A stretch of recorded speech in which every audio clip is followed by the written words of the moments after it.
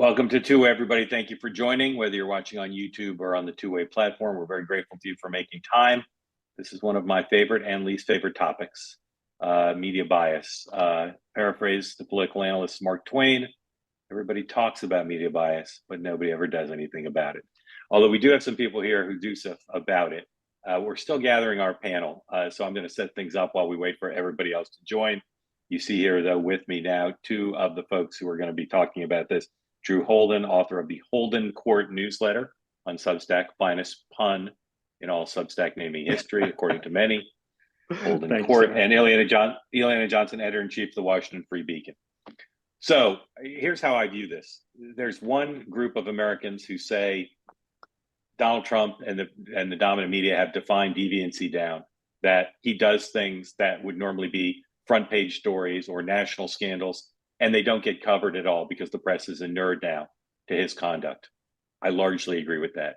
And then there's another group of Americans who say that the decades-long liberal media bias that's virulently and both subtly and obviously anti-Republican has gone into hyperdrive in the age of Trump, and that the bias against Trump is constant and insidious. And I agree with that too. Not many people, I think, agree with both, but I'm hoping today to use our platform for what it's meant for, peace, love, and understanding. I don't think we're necessarily going to solve things today, but I would like to have a conversation like no other about this to try to get people to stop going to war over it. I think both forms of bias are insidious and horrible, and I wish practitioners of journalism wouldn't engage in them as often as they do.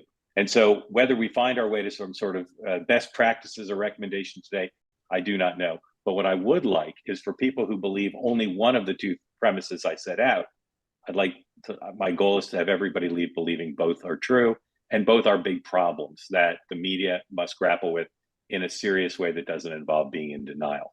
So for those of us like Drew and Eliana and myself who see liberal media bias and anti-Trump bias as plain as the nose on anyone's face, so obvious, it's sometimes frustrating to even have to point it out. Drew spends an enormous amount of his time brilliantly finding examples. Thank you. And Drew has a very high bar. I often see people who engage in media criticism, whether it's from the left about the right or vice versa. I see them lowering the bar, and I see them say, "Well, that was smart, but no, you chose an example that really doesn't illustrate your premise." One reason why you should be familiar with Drew's work, if you're not, is Drew keeps the bar very high. Doesn't engage in cheap shots. He doesn't use examples that really don't prove his point. Really talented guy in that respect. So Drew, I'd love for you to start. First, you can thank me for all the praise. I was going to say, Mark, first and foremost, I'll thank you for the undue praise on that one. That's incredibly kind of you. All good. Jonathan Alter has joined us. I'm sure everybody knows Jonathan, a long-time journalist and the author of a book coming out soon, American Reckoning, Inside Trump's Trial, and my own, which comes out in a few months in October. You can order it now for pre-order, Jonathan, there. And Jill Abramson, the former editor of the New York Times, has joined us as well, editor-in-chief of the Times. So Drew's going to start. And Drew, talk about how you see this. You chronicle it, but is this a small problem? Is this a small problem for America and journalism? Is it a big problem? How would you characterize how you see the stakes and scale of this? Yeah. And Mark, I think it is a big problem, right? And I think I'm joined by some panelists who have a lot more experience in doing real journalism than I do, certainly. And so I'd be curious to get their perspective on this one too. But I think to me, what I try and look at and look for is what are the examples that are so blatant that I can hold them up to, say, my Kennedy Democrat parents up in Massachusetts and say, hey, guys, I know you don't like Trump. I know you don't feel this way about the Republican Party. I know you don't feel this way about a lot of the beliefs that I have, but surely you can look at this and say, this is ridiculous. And I think what happened was back in 2016, we kind of had this reckoning around what is the role of the media?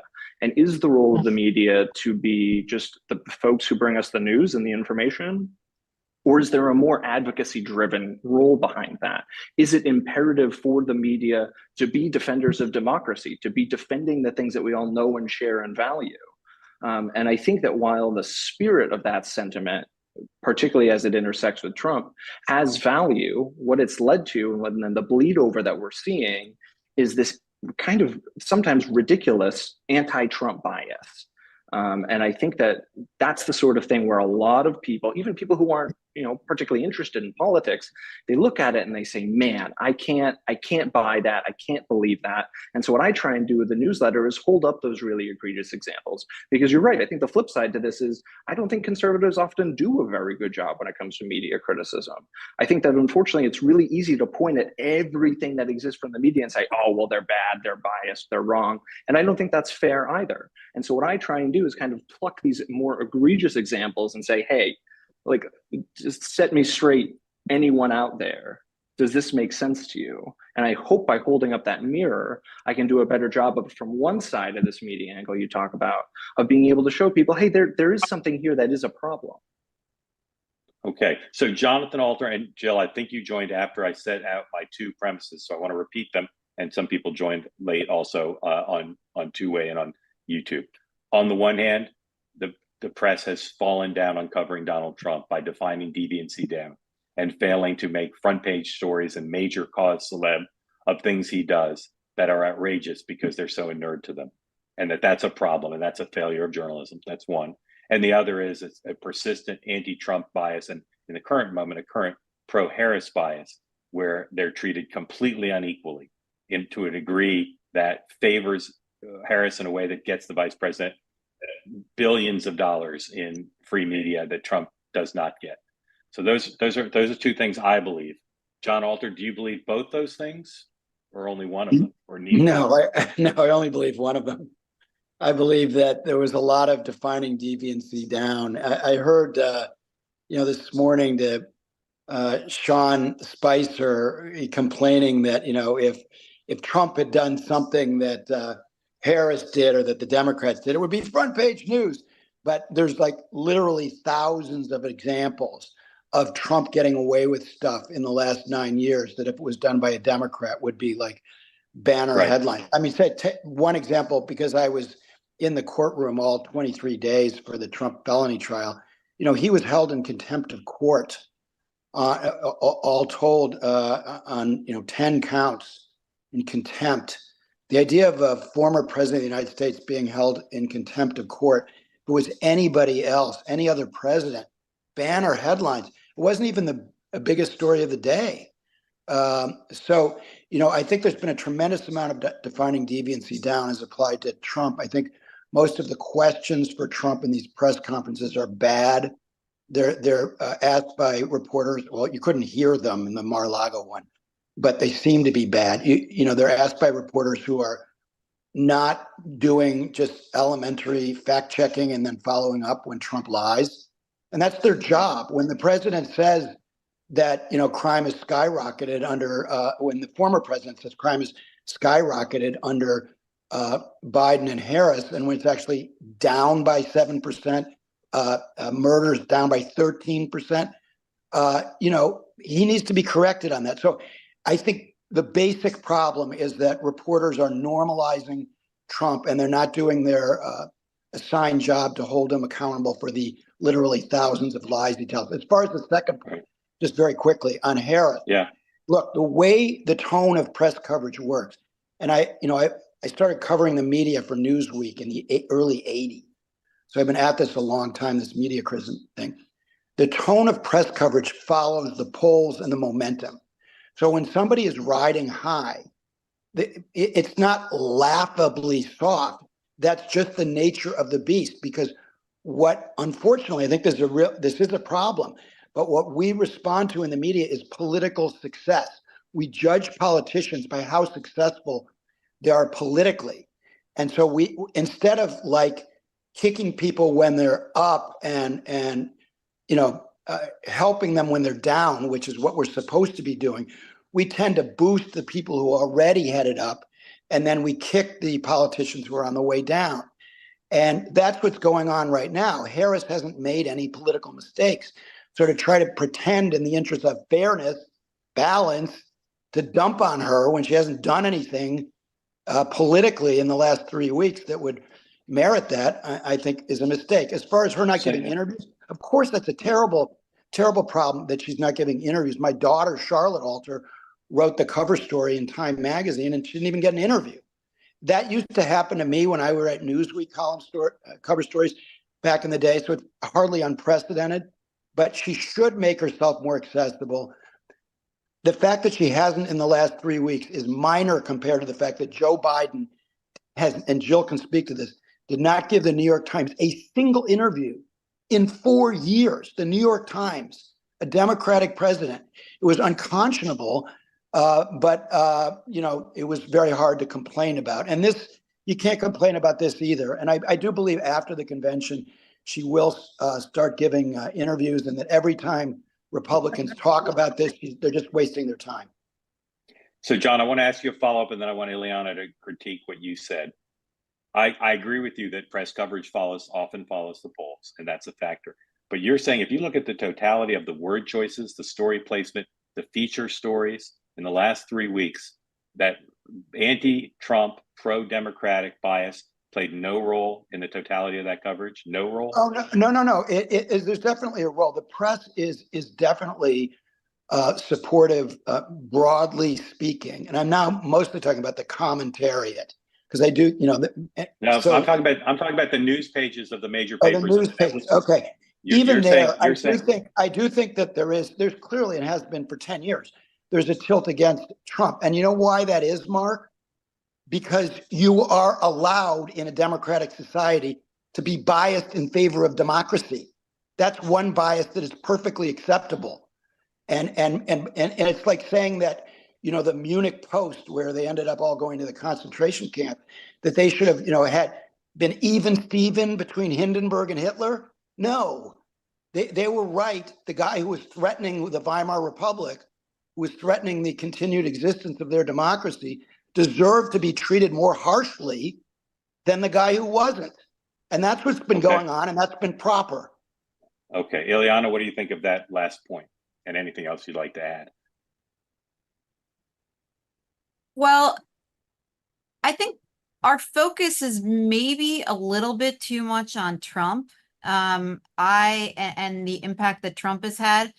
I actually don't really look at the problem of media bias as specific to Trump. I think Trump exacerbated some, the underlying condition of the mainstream media. And, by way of background, I'm a, right-leaning conservative, spent almost all of my time in left-leaning sort of elite environments, including covering the Trump White House at Politico, and was a correspondent or a political analyst for CNN during that time. And so I had the opportunity during that time, to see how coverage of Trump worked, and to be around lots of people with whom I disagreed.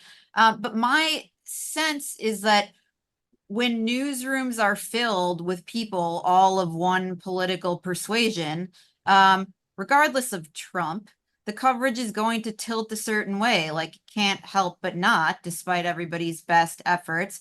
And one of the things I think that I came away with, that was most striking to me, was that, and Jill may have some thoughts about this,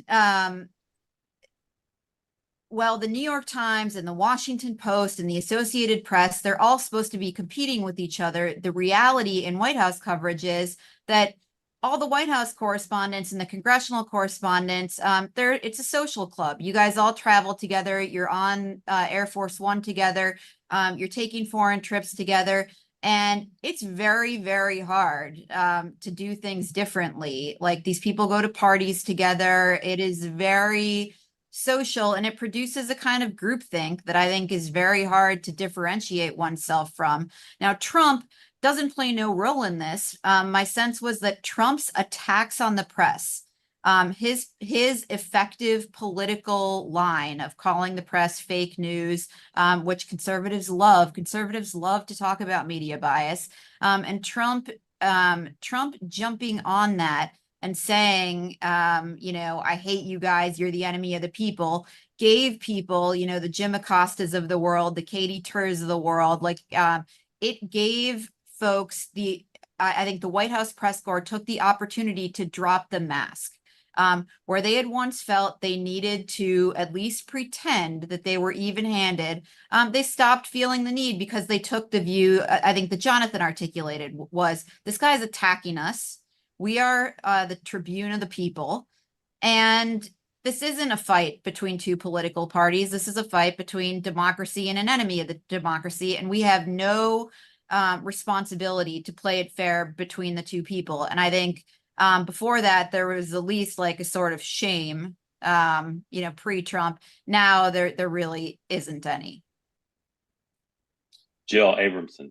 Thank you, Eliana. Jill. I guess the question of media bias, I feel, is so chewed over and talked about that I don't see that as the big problem right now. I think what 4 years plus a campaign, the last campaign of Trump talking about the fake news media, has succeeded, wildly in undermining not only the credibility, but the importance of the press. I mean, we're talking about the fact that Kamala Harris, hasn't done an interview. She hasn't answered detailed policy questions from the news media. And it's not like there's a hue and cry among the public that she do so. Like, I think in many ways, what's striking is how irrelevant in some ways news media coverage of the campaign, especially by the biggest news organizations, has become. We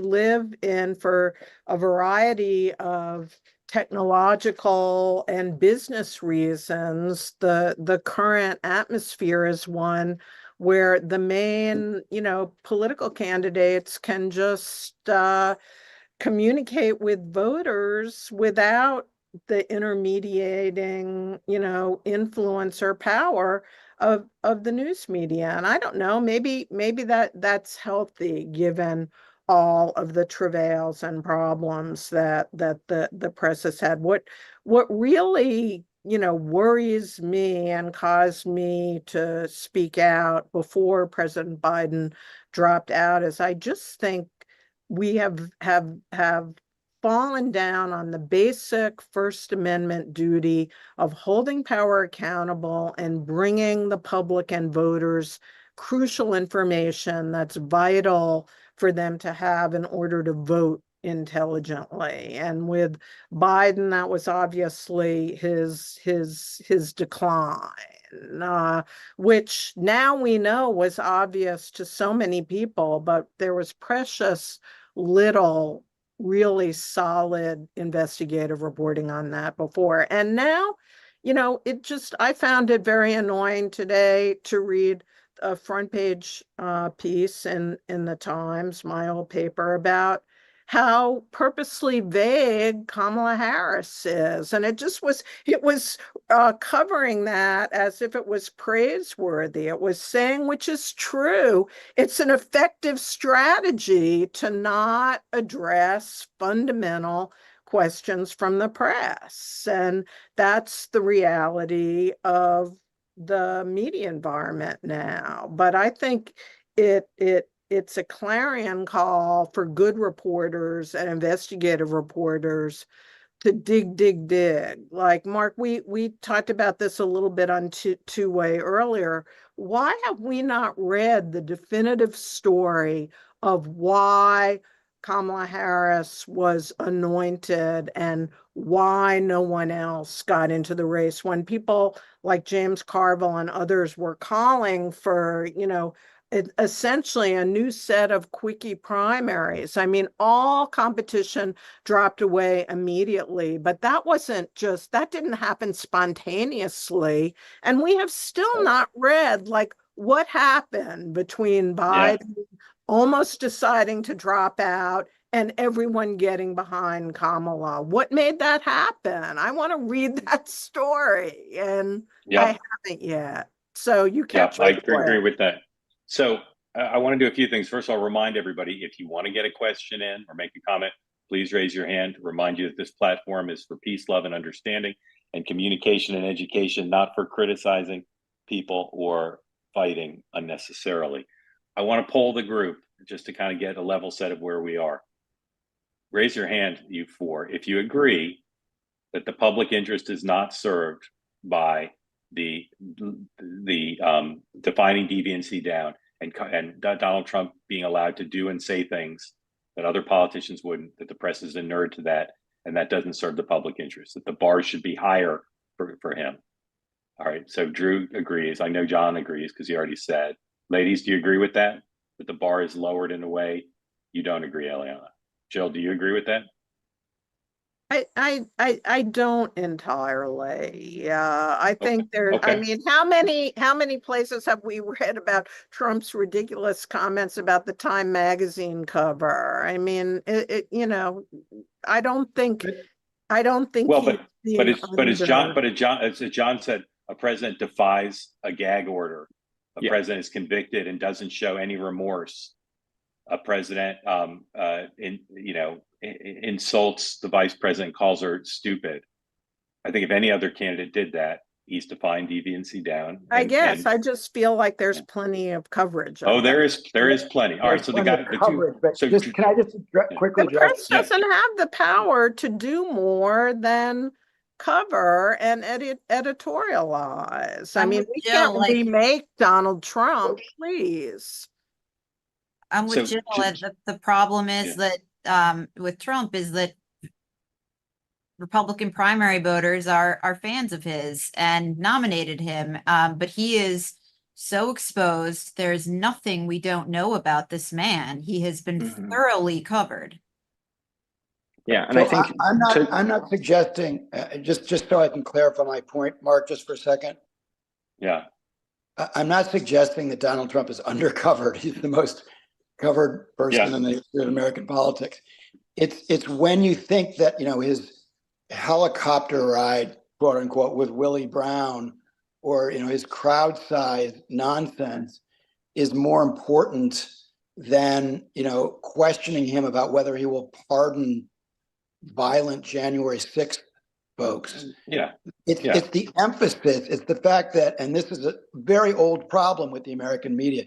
By the way, I agree with everything that Jill said about how the mainstream media is kind of moving off stage or downstage in importance in our society. It's so different from when I came up and we had so much more power than we do now. But there's still this continuing problem that we've always had of focusing on trivia instead of focusing on fundamental issues. And so it's not that Trump is being undercovered, it's that the wrong things about him are being. But including some things he does that are outrageous, that deserve to be covered more than they are. Yes. Yeah. Drew, what were you going to say? Yeah, I was just going to say, I think to Eliana's point, there is, I think, kind of an unpleasant tension here between not only what Republican primary voters care about, but what the American people care about and what is a priority for the media to want to talk about, right? And I think we are seeing that tension, and Jill's absolutely right. There's only so much the mainstream media or any media can do to hold this guy accountable who has broken every bound of accountability I think that he's ever faced, right? But I do think that at the same time, to Jonathan's earlier point, if it were somebody else, if it were another politician held in contempt in court in 2014, I really do think that would be explosive. I really do think he gets away with doing things that are either morally or politically problematic. And the press at some point, maybe they have to, but the press does kind of throw up their hands a little bit and say, oh, well, and again, I recognize that there's a natural tension because there's only so much they can do. But to your point of defining deviancy down, when you stop talking about those sorts of things, it does allow more wiggle room to be able to get away with them in a more meaningful sense. Eliana, what is your response to what Jonathan said, that Trump is he didn't say he was like Hitler, but he used a comparison to Hitler's Germany, that Trump is so outrageous that the press, it's right for the press to take sides, that it's not biased. It's simply siding with the truth and the American way. I just see it a little bit differently in that I do think Trump has I don't think he has a lot of respect for the Constitution or really knows anything about it necessarily. But I think January 6th, disastrous as it was, it did show that he left office.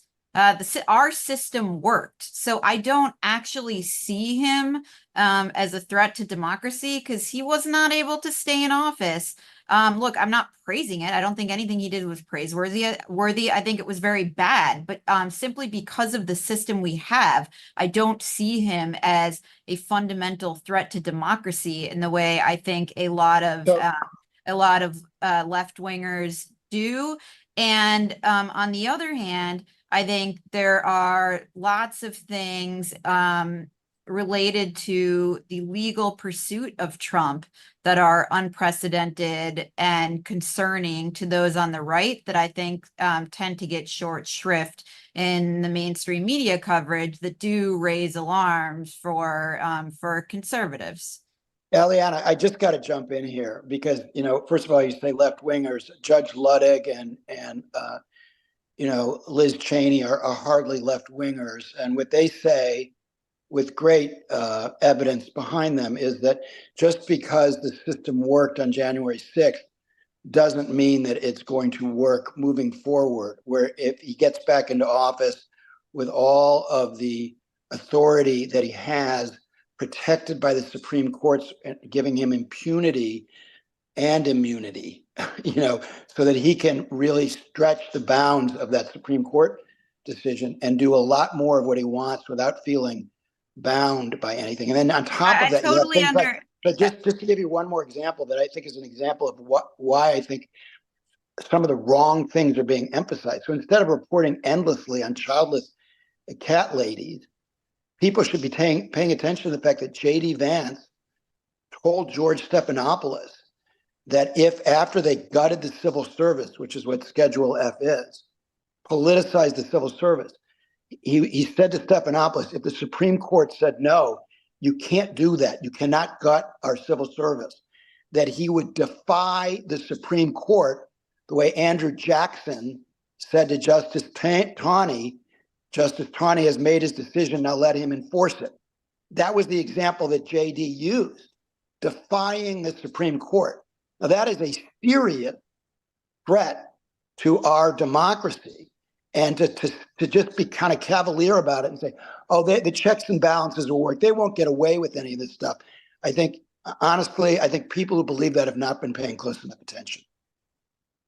Jill, I want to ask you about something Eliana said, which is my experience from also having worked in newsrooms that profess to be objective, which is, I think if you looked at the network newsrooms or the Times or the Post, and you could glean the preferences of reporters, which Eliana and I can glean, that 95% plus want Trump to lose, and they don't just feel casually about it, they feel strongly about it. Do you agree with that?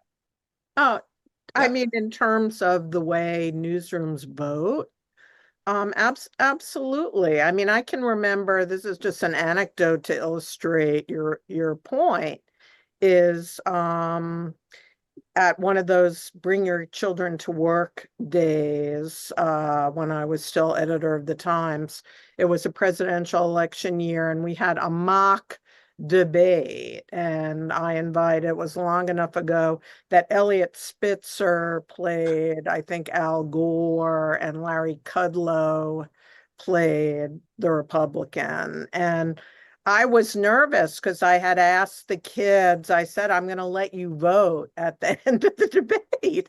And I was petrified that there would not be a single Republican vote. And in fact, there was one kid voted for Larry Kudlow. But, I mean, I don't know how many Republicans there are in the New York Times newsroom. If there are any, I know when I was there, I never met one. And that's just the truth. But that didn't really bother me because I was trained as a journalist at the Wall Street Journal. And I never made a secret of the fact that I came from a Upper West Side Democratic family, but we could, people laugh about it now, but you can set that aside. And with the distance that any good journalist should have in covering something, you can, report the facts and do that fairly. And So let me ask. it didn't worry me that much that there were no Republicans. Let me ask Steve Krakauer, who's joined us, about that. Steve is one of the best political media and media analysts I've known. He's the editor of the Fourth and host of Fourth Watch Media. He executive produces Megyn Kelly's show, and he's the author of the book Uncovered: How the Media Got Cozy with Power, Abandoned Its Principles, and Lost the People. And one thing I like about Steve is he approaches this not just from a left-right point of view, but he understands the populist angle as well. So Steve, thanks for joining. What do you think of what Jill just said? You didn't have the benefit of hearing the previous 30 minutes, but Jill seems to be saying, Jill, you'll stop me if I'm mischaracterizing, that 95% of the newsroom can be liberal, but it doesn't have to, or it doesn't affect the coverage. That the coverage can still be equally fair to the left. The news coverage. I'm not the news talking coverage. about Yeah, the news coverage. Steve, what do you think of that premise? I tend to, as a purely isolated, the way you just laid that out, agree.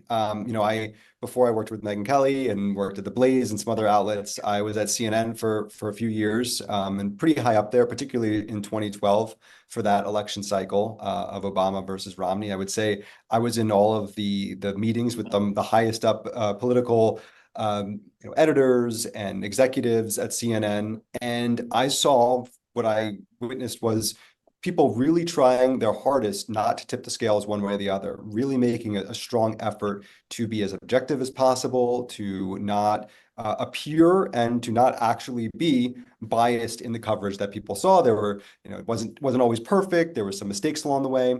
And I do think that as a principle, that was the goal at the time when I was at CNN there in 2012. And so I think that, though, if you probably polled the newsroom, just like Jill has kind of described with the New York Times, most people would describe themselves as liberal or left-leaning, but there was an effort to suppress it. That part of the job, one of the very few jobs where your goal was to not be yourself when it comes to your political opinions and not let that get out there, because that's what CNN was about. That was the brand and that was the goal. That changed, though, and I believe that is where things kind of went off the rails a little bit in the Trump era, is that no longer became the standing principle that places like CNN, under the leadership of Jeff Zucker, who I did work with in 2013 and had a good relationship with, but that became not about suppressing a bias or to try to display an objectivity, but this greater truth. And I think that's where you get into trouble. And that's when the makeup of the sort of political demographics of a newsroom really starts to come into play and is amplified when suddenly those things are now allowed to be shown into the forefront. So I'm just going to summarize 3 areas of disagreement amongst the 6 of us that I hear that I think are significant. One is, I believe Eliana, Drew, and I, again, you guys will correct me if I'm misspeaking for you, we believe that the bias in the newsroom does have an impact on coverage and predates Trump. The Trump supercharged it, but that the newsrooms dominated by liberals have produced liberal coverage even before Trump, but Trump supercharged it. I'm not sure the other 3 necessarily agree with that. 2 is that it's okay to have biased coverage if you're covering someone who's deserving of that, which was what John again, I'm trying to paraphrase. Is that accurate? That covering Trump unequally is okay. So here's the thing. You're saying of deserving of it. So let me just very quickly make 2 points. First, I worked at Newsweek for 28 years. We were very hard on Bill Clinton. And the New York Times was very hard on Bill Clinton. So this idea that, it's only Republican presidents or whatever who the liberal media goes after is just factually inaccurate. Okay. And I agree with Bill. No one said that, though. Yeah, but you said it predates. You said its effect on the coverage predates Trump. My point is that Trump. No, what predates Trump is a systemic, endemic hostility to conservatives and conservative ideas, all other things being equal. They're not always equal. Bush got more favorable coverage than Gore. I agree with Jill that before Trump, none of that had any impact on coverage. And a lot of us were very tougher on Democrats than on Republicans. I was the politician I've gotten too close to in my whole career, that I have some regrets over it, was John McCain. I got too close to him, even though we didn't agree on a certain number of issues. So I just say you have to draw a bright line, pre-Trump, post-Trump, and it's not when you said deserving of it that we're biased against people when deserving of it. I would take serious issue with that. No, we are biased against people who don't tell the truth, because truth is what our first objective is. Fairness, balance are below seeking truth, facts and truth in the job description of the journalist. So our highest end is not to be even Steven balanced. Our highest end is to find the truth. And if one side, whether it's a Democrat or a Republican, is obscuring the truth, like Biden's White House was obscuring the truth about his health, we need to go after that hard. Our job is to find the truth. Need to, but it wasn't. But people done. didn't, right? Well, that was a failure. But I totally agree. Well, I totally agree. Right, but that's I think that's that our was a failure. point about media bias, right? Is that was like a failure. so Okay. something like That I would not agree with. having the willingness But to John, look John, at this that's- issue. John, That I sorry, would agree Mark, with. John, That that's was not a that's not a consequence. small, but that's not a small one, John.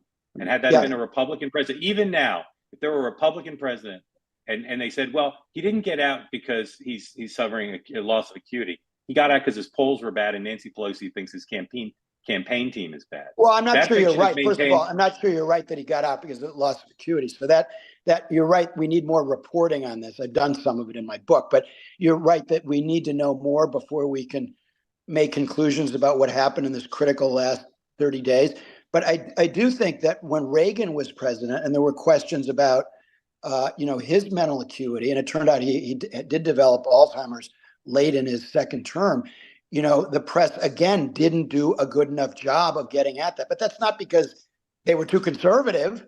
It was because they failed. They failed. Okay. And our Well, I job wanna has start to be to getting- find the truth. I wherever it want to goes. start getting folks in. I agree, wherever it goes. Let's bring folks in. Zach, tell us where you are, who you're supporting in the presidential race, and what's on your mind. Hey, Mark, thanks for having me. I'm from Florida and I'm supporting Harris.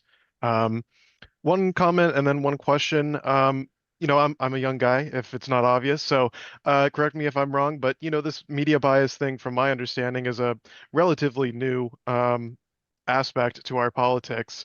At least going back in the last 40 years, I've seen people in chat talk about, Walter Cronkite and how unbiased the media was in the past. And from my understanding, that all kind of changed in the 80s with the deregulation that Reagan put forward with the FCC and things like that.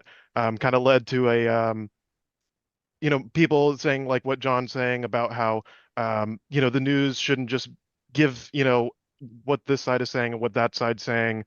We need to start saying like, oh, well, this person's wrong.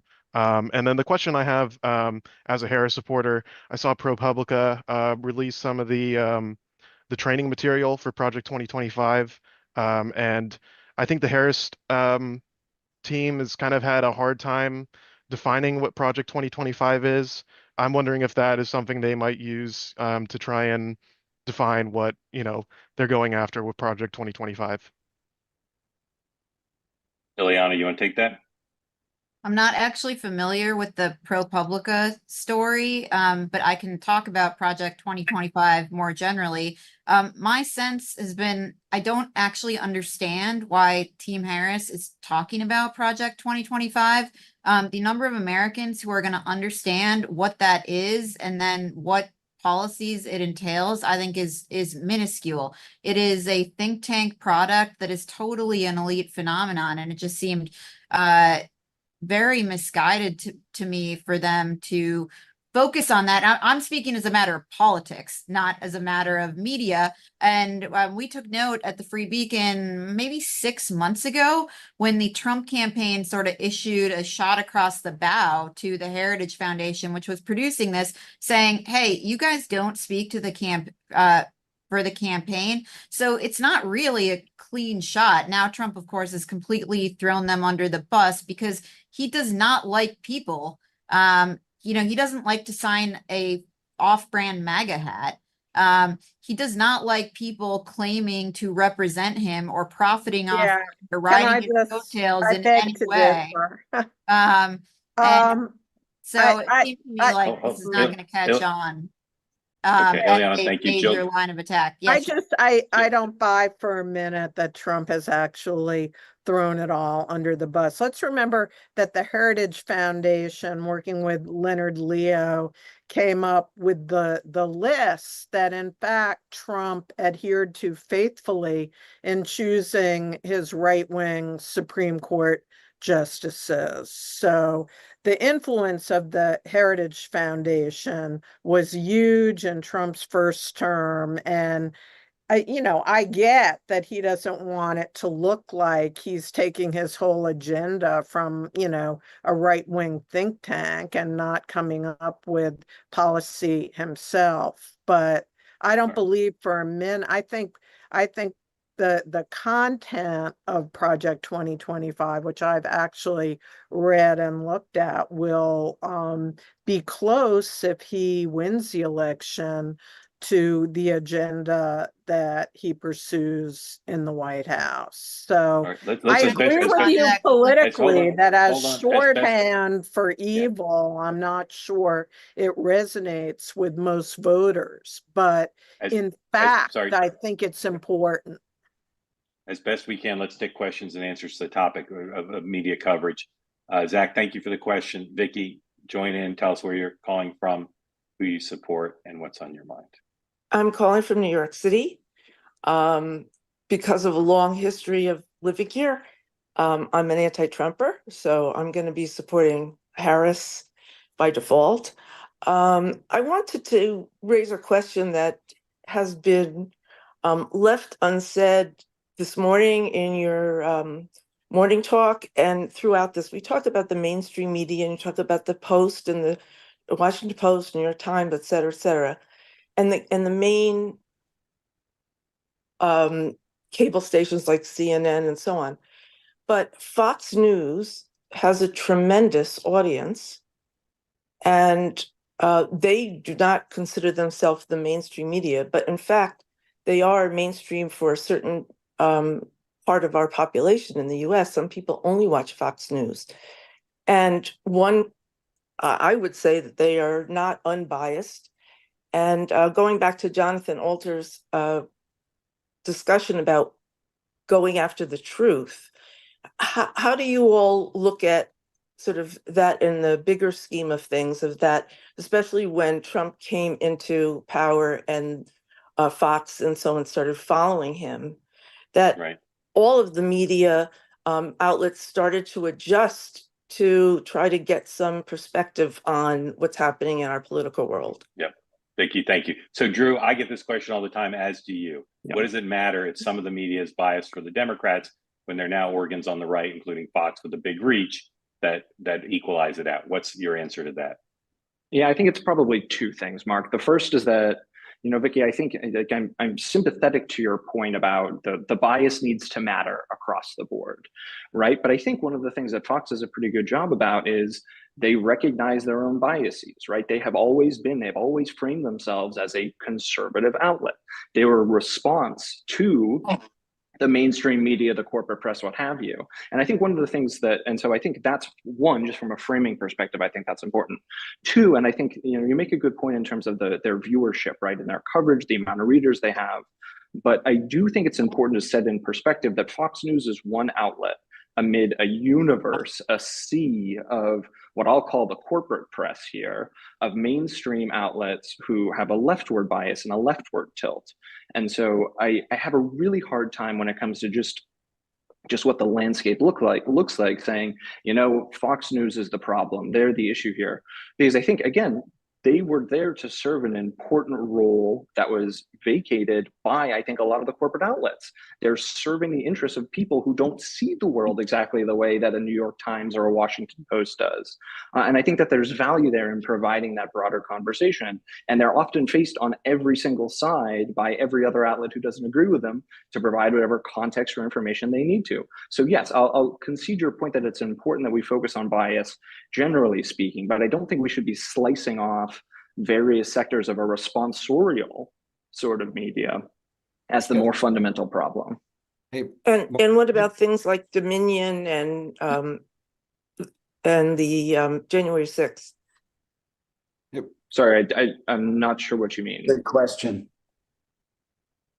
Well, Dominion won a major lawsuit for telling lies about their voting machines.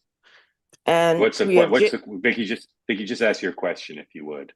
Sure. How does that is that not more than bias? Isn't that going to telling the truth versus not telling the truth? Good Steve. point. Well, I think, I mean, there's, I without getting into in the weeds of the lawsuit itself, which I think, digs into the text messages of what news executives, and I would say that if you start looking at the text messages of the news executives across the board, I think it would be fascinating and we would learn quite a lot. I think two quick points, though, I think that just to go along with what Drew was saying about Fox and how it fits into the whole marketplace. I think there's a reason why, as someone who is pretty critical of mainstream media, I generally am not of places like MSNBC, because they're much more honest about the delineation between news and opinion at their network. As a rule, you hear that the New York Times or the Washington Post or CNN is unbiased, that they are objective. And I should also say, without painting it with a broad brush, like there are people like Ken Vogel at the New York Times who does incredible work, and I think that there's good journalism being done there every day, just like there's some good journalism being done at Fox, but they're much more open about their biases. And then the other thing I would just point out about Fox is that they lack an institutional power on the right that a lot of other media outlets on the left actually have. If it was up to Fox, Donald Trump would not have been the nominee in 2016, and he sure would not have been the nominee in 2024. They don't want Donald Trump as the nominee. He was not the choice of Rupert Murdoch or Roger Ailes back in 2016. And so I think we have to also look at the fact that, yes, they have a big audience and they have power, but do they have the real power that a lot of these mainstream outlets have on the left? And do they have that pull on the right? And I would say absolutely, they do not. Vicky, thank you. Tim, tell everybody who you are, people don't know, who you're supporting, and what's on your mind. Yeah, thanks, Mark. I love the program. Met you through Smirkanish on Wednesdays. I'm a lifelong kind of Reagan Republican living in Virginia, Abigail Spanberger's district outside of Richmond, and I voted mostly Republican until I voted for Obama. Then I voted for Romney. Then I voted Trump. And my question is really about sort of the matrix, red pill versus blue pill. I think once you've been red pilled to, oh my goodness, are you kidding? Why does the media do this? At least it feels that way. I think the challenge is, how do you unred pill yourself if it's not true? Because my take is, I wanted Obama. I'm kind of a change voter, and I'm wanting the system to be fixed. Balanced budgets were a thing Republicans were about forever, and I think they got bullied basically into no longer being able to push that agenda because you're going to lose elections. Because grandma's going to get pushed over the cliff. Tim, I'm sorry to interrupt you, but question about the media, if you would. The question is, why does the media continue to? I mean, I have a belief the media absolutely is on the side of the Democrats. They made Romney look like an animal, an ogre, and I think that's why we got Trump. Republicans basically said, that's enough. We're going to find a guy that's going to fight like crazy. And it's terrible. He's not the guy I want to vote for. And I was all out of voting for him. I was going to vote for Biden. And then the lawfare in New York happened. And I'm like, you got to be kidding me. I got to vote for Trump again or RFK. Okay. So my question is, why, how is it New York media and DC media doesn't see it? I really don't get it. How can you not see it? Once you've seen it, I think you can't not see it. So I don't understand. Okay. All right. Thank you, Tim. Eliana, what do you think of that history of the Republican Party, that Trump was a reaction in part to Republicans being frustrated over the way Romney was treated? Sure, there's some truth to that, but I think like a bigger explanation for Trump is actually Republican voters' frustration with their own politicians.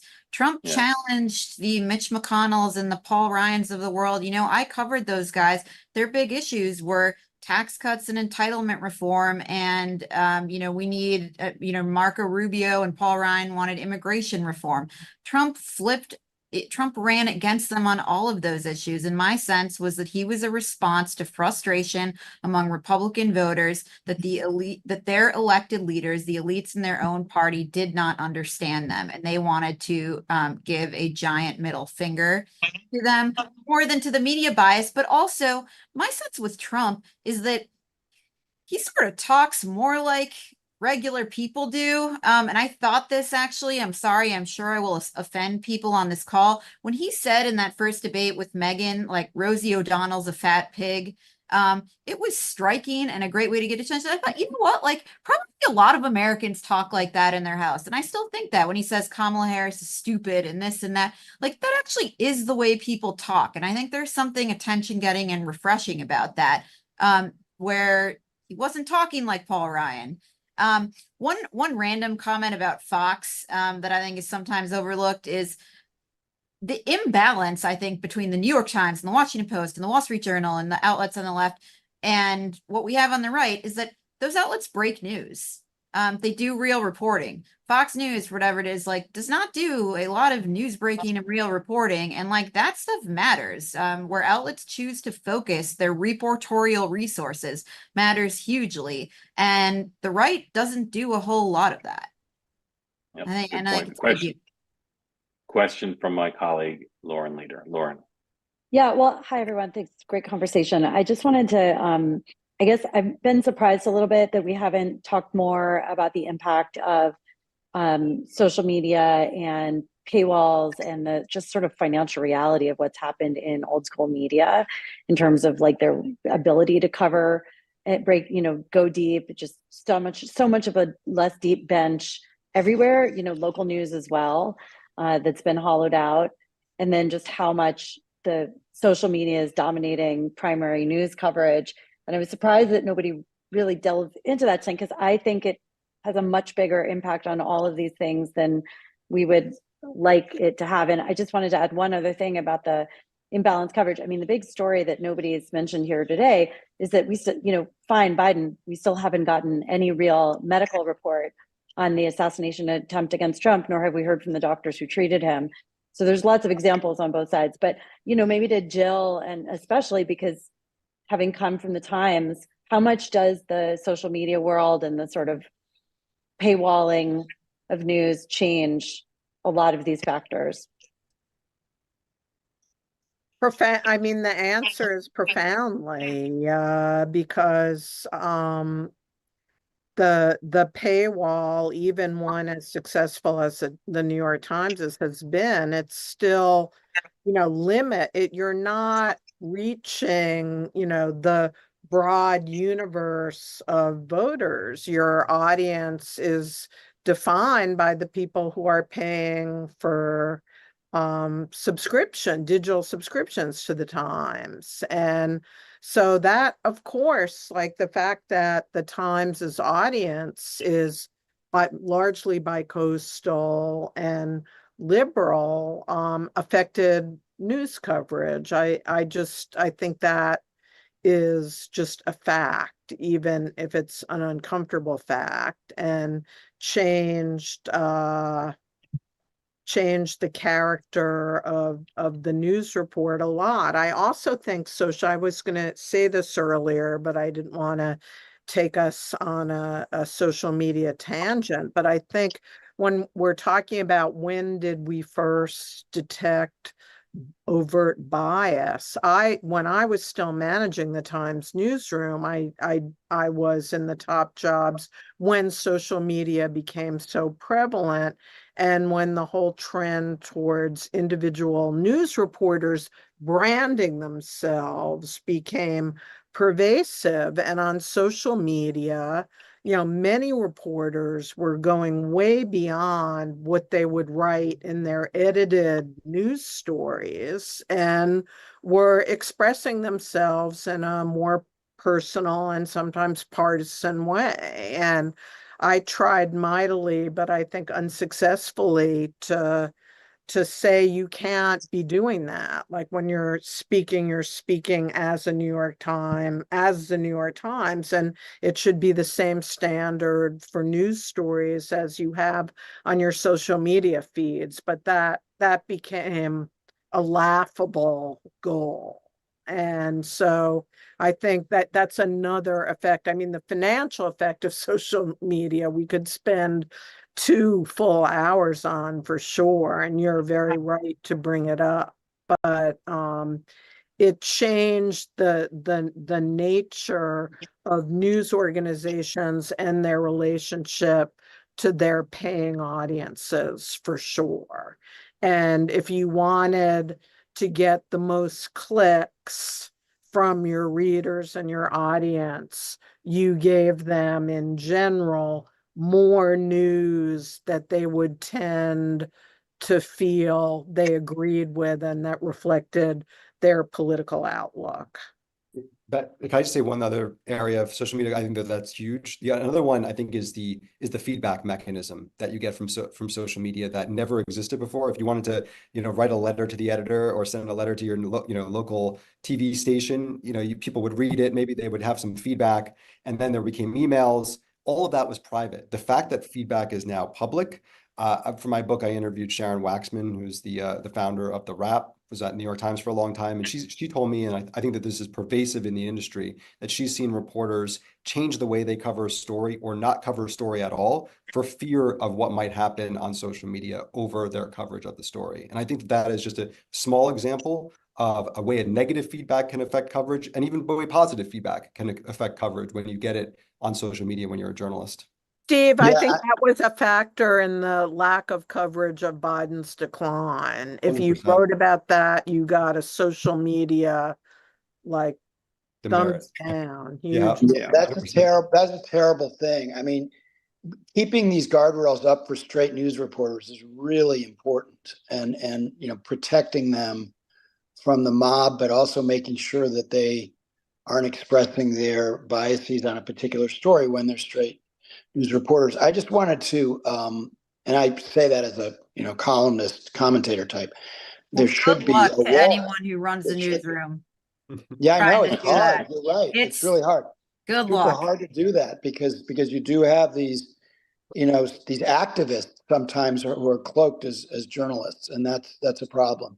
I just want to say one thing about local news, because I think my overall concern really is with what's happened locally. Local news outlets are the lungs of democracy. You can't have a functioning local democracy with local transparent local elections, school board elections, if you don't have local media. And so many thousands of local newspapers have closed. So my concerns are really less with the national media, where I think there's still a lot of really good reporting, despite some biases that there shouldn't be. But locally, and you can see this a little bit in terms of the news deserts that have been created. And those news deserts correspond to polling that shows people who are very misinformed because they're getting their information from social media, mostly about national and international things, and they're getting almost nothing locally, except through local, very poor sources of social media. And so there are some great efforts now to build online publications. There is some progress, but figuring out the new business model for local news is the great challenge that American journalism faces right now. All right, let's get one more quick question in from the man who's probably pronounces his name Houston, but Jill and I call Houston because we live in New York City. Sir, who are you supporting, and what's on your mind? Yeah, I'm in North Carolina, and I am kind of like Tim. I'm a conservative leaning who may, for the first time, bring myself to pull the trigger for Trump. I have held off and up till now voted against him in primaries, but the vice president just doesn't really offer me anything in terms of policy, and it just seems, I mean, with price controls coming out now as our new big economic plan, that I can't vote for that for sure. Okay, what's your question or comment about the media? Well, I did want to give a shout out to the only Republican governor of my entire 27 years in North Carolina who is in on the call here. Thank you, Governor McCrory. I voted for you in 2016, voted for you in 2012, and I voted for you in 2022 too. So appreciate And a man with a lot of thoughts about the media, I happen to know. Well, I would say that people who also want to hear about the media on a weekly basis and look into it, I would put in a plug for Eliana's podcast, The Ink Stained Wretches, that she hosts with Chris Stirewalt. It's a must listen every week for people who want to who want to keep abreast of these kind of things. And I really don't have too much of a question. I have a question though for the insiders, maybe about Fox. I've always kind of heard that the New York and the Washington bureaus are very different in terms of how they handle things, that the Washington has always been sort of the more serious, try to play straight down the line journalism, special report from Brit Hume all the way now to Brett Baer has always been kind of, I thought, a very good news hour, whereas the New York is where all the sort of political entertainment comes from. Is that, for people who know from the inside, is that sort of true? Eliana, you want to take that one? Sure. I will stipulate that I haven't been there for over 10 years. I left in 2011, but my sense, and I worked in New York and made trips to DC, was that those New York headquarters on 6th Avenue are kind of the nerve center of the network. And all the primetime shows are produced out of there, and that's where they make their money, in primetime. And it's the news operation is headquartered in DC, and it is viewed as sort of the more straight-laced, maybe less, I don't know, there's tension between primetime and news. Primetime looks down on news, news looks down on primetime. And that's a real tension there. But what I found the people didn't understand about Fox from the outside was that it's a business. It's not a political operation. So when we were there, they were very clear that, like, hey, there's these conservative issues we don't talk about because they don't rate, and we're about ratings. And so when people would tell me, oh, like, you write talking points for the RNC, it was like, no, they do this because it is a lucrative business. And prime time is what makes the money. Yep. It's the opinion stuff that's very lucrative. Yeah, Eliana, thank you. Houston, thank you. I want everybody on the panel, if there's anything you want to say as a life lesson or something you didn't get to say or something you want to correct, I'd give you an opportunity. Otherwise, I just thank you all. Drew, I do. I want to say one thing real quickly. Okay. I heartily agree that there's more good journalism being done right now than we got to talk about in this conversation. And thank God for Maggie Haberman. And I've read a draft of Jonathan Alter's new book, and it's fantastic. So that's something for everyone to be looking forward to. That's so nice right now. That's so nice of you, Jill. Jill. I just wanted to say one thing, because I take the comments on this call very seriously, and there was one about something I said that I think misinterpreted what I was trying to say, and it meant that I wasn't being clear enough. It said, who is Jonathan Alter to say what the truth is? And that's a very good point. I'm not saying what the truth is.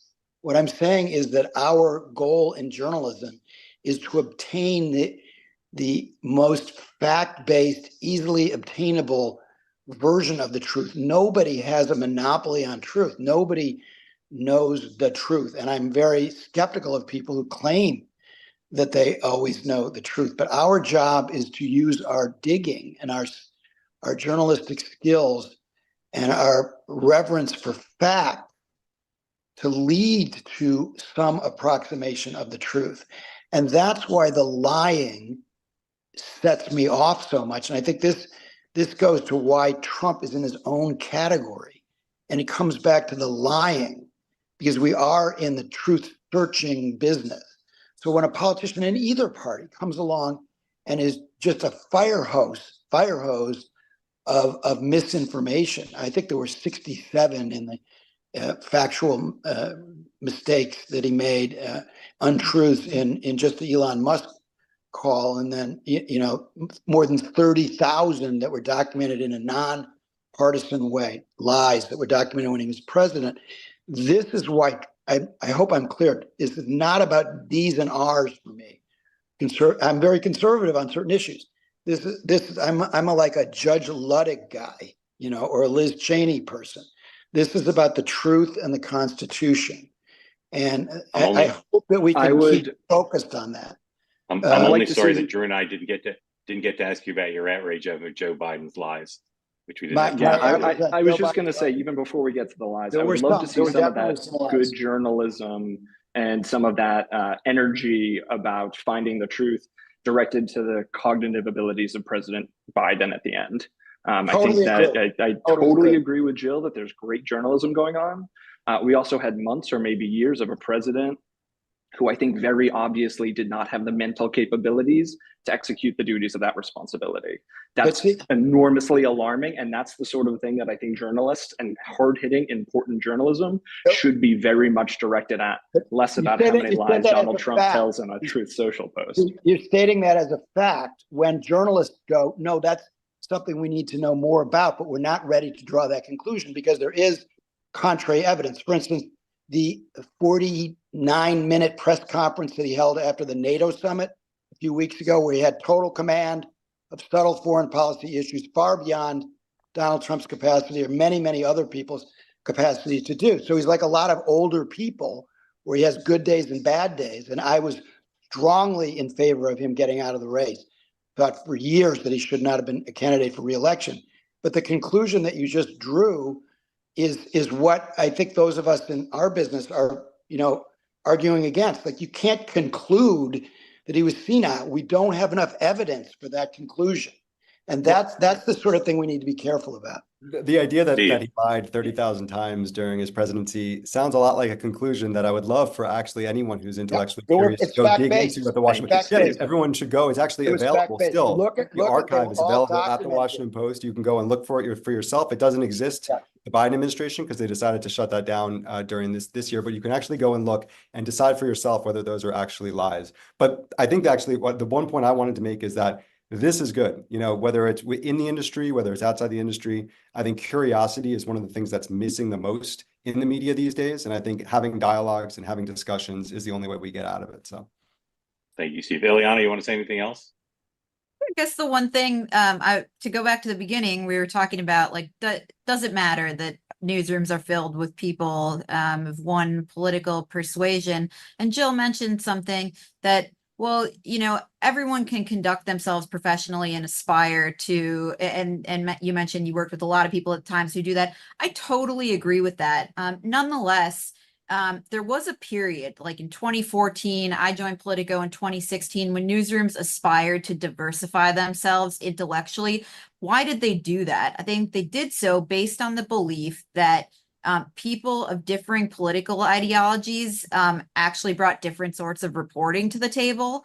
And so I think even if I'm conducting myself at the highest level of my reporting and somebody with differing political persuasion is doing that, you're going to get different reporting. Like, I bring a different set of sources because I'm a conservative. I know the right a lot better than the folks on the left. Jonathan will bring a different set of sources than I would. He knows the left a lot better than I do. And I just think you can't overcome that. Good point. Thank you. Thank you all. Go buy Jonathan Alter's book. I want to see it on top 20 on Amazon, which we can do. If 100 of you buy John Alter's pre-order American Reckoning right now, we'll get it in the top 20. And wow. That'd be fabulous. You are so go do that. I owe you and thanks and thank you to Drew and Eliana and Jill and Steve and Jonathan and everyone who asked questions. I'm sorry, Governor, and others we didn't get to. We're way over. Tomorrow, 9 a.m. Eastern time, the morning meeting. Hold on your calendar. Put a tentative hold on your calendar for 4:30 Eastern time tomorrow. Tentatively, we'll have a great show that you're going to want to see. Not quite ready to announce it, but 9 a.m. tomorrow, 4:30 p.m. tomorrow Eastern time. We'll see you then. And again, thank you again to everybody for the conversation. Have a good evening. Oh, one more thing. Sorry. Put up the tweet. Sorry about that. I got to show you one thing. So this is from the Trump press conference, which is starting shortly. They've got a bunch of products. You can see there. Let's see if I can blow that up. Can we blow that up? Make that the only thing anybody sees. I don't know. All right, I took it off. Anyway, there's a bunch of like consumer products at the Trump press conference, so tune in for that because you're going to get to see like Fruit Loops and bacon and other things, and he'll talk about how much they cost. Thank you again, everybody. We'll see you at 9 a.m. tomorrow.